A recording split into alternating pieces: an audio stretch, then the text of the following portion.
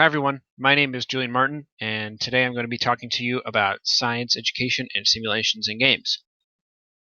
The goal of wrong way. There we go. The goal of my research was to find scholarly research that indicated the benefits of simulations and games in education.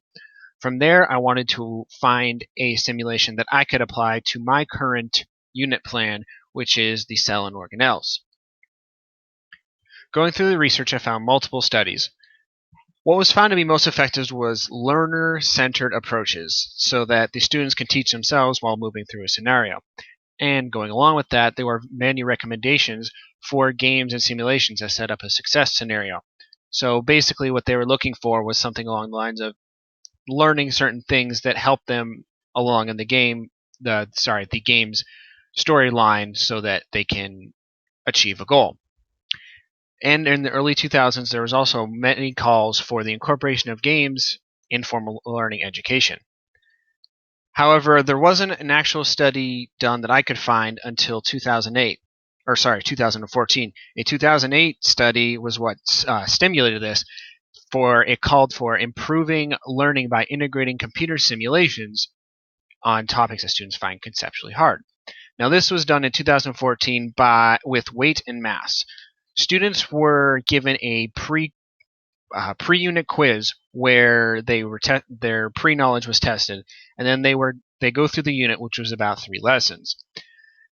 Throughout the unit, there were 2 ways that they could be taught through experiments. It would either be hands-on experiments or computer simulations. What was found when the students were tested after the unit was that students who used hands-on had a total gains of approximately 20 to 30%, whereas students who use computer simulations were found to have 40 to 58% total gains. And the research paper ended by stating that this was a very positive step for proving that computer simulations can be helpful in the educational field. Now, after looking through all the research, I spent some time trying to find a simulation that could be used for cells, and I ended up finding one called Build a Cell, and we're going to take a look at that now.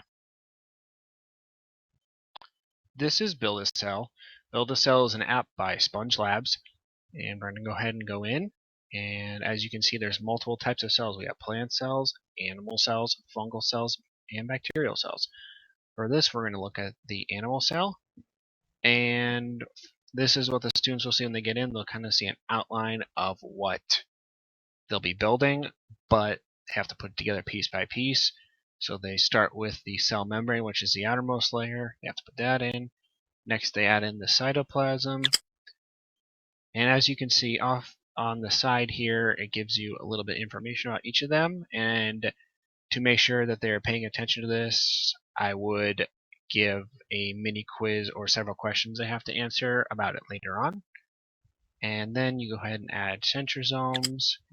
Then we get to the cytoskeleton, and this is where it gets interesting because you have to add these 3 parts of the cytoskeleton together and build it up, and you read about each part, like the actin filaments, intermediate filaments, and the microtubules.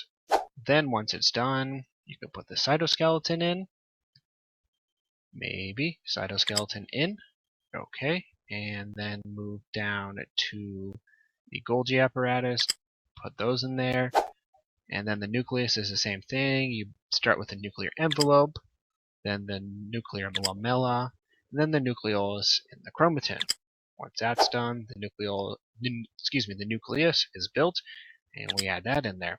Then we put in the rough endoplasmic reticulum, and you can see that right around there, and then we add in regular cytosolic ribosomes, and then smooth endoplasmic reticulum, vacuoles, then we're going to build the mitochondria.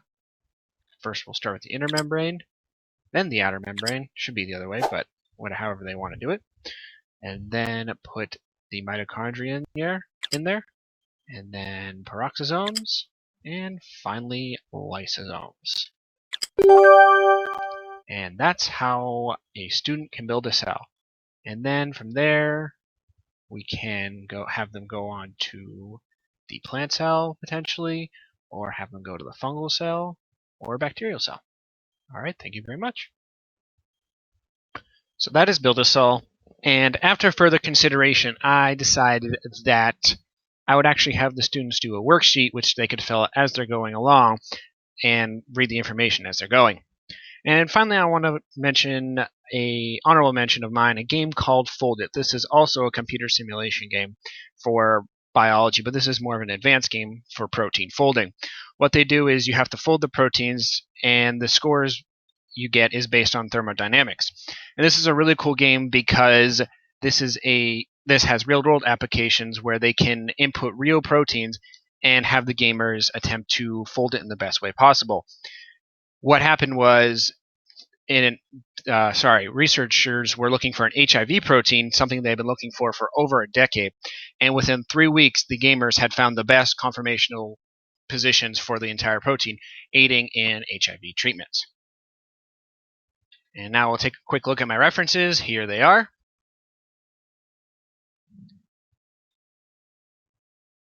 And thank you very much for watching. Hope you have a great day.